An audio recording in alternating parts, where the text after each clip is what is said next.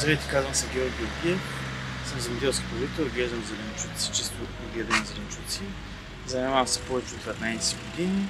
Не са ГМО, български сортови са хибридите и сортовите, които засявам.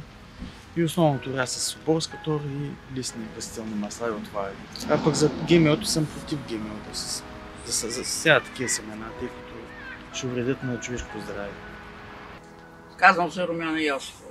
Земеделски производител съм от 1997 година, повече от 26 години.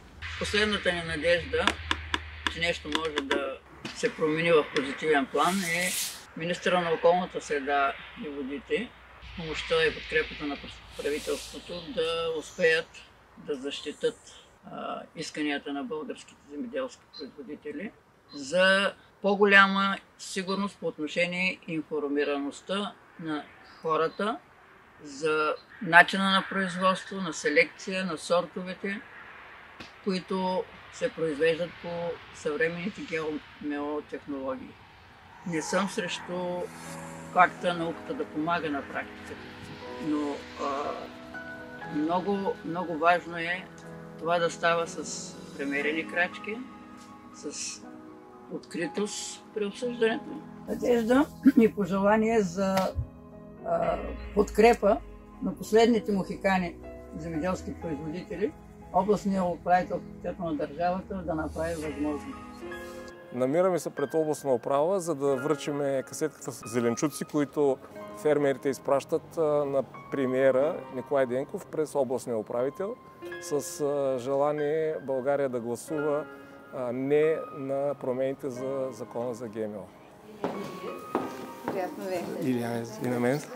Поводът на днескашната ни среща е, че искаме като представител на държавата да предадете нашето послание към министър-председателя и министъра на околната среда, тъй като на 11 януари в Брюксел предстои гласуване на министрите на околната среда относно промените в регламентите за новите генномодифицирани организми и искаме да изкажем нашата позиция и да помолим министъра да гласува против, тъй като има тази възможност. Вие знаете, че вече земеделският министър гласува въздържал се, но смятаме, че една по-силна позиция, която България е заемала през последните 13 години, ще бъде от полза не само за българите, но за Европейския съюз. И ви връщам тази папка, която вие да изпратите, надявам се, до министър-председателя. Благодаря ви.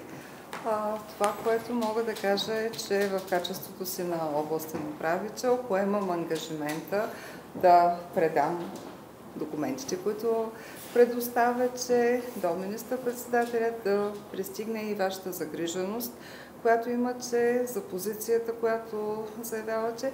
А на второ място, като гражданин и като родител, няма как да не имам определени притеснения за това как ще се развива биоразнообразието, за здравето и нашето, и на нашите деца. И затова благодаря за позицията, която заявявате. Това е, направо от полето, от земеделските производители край Варна, които са все още биологично чиста продукция.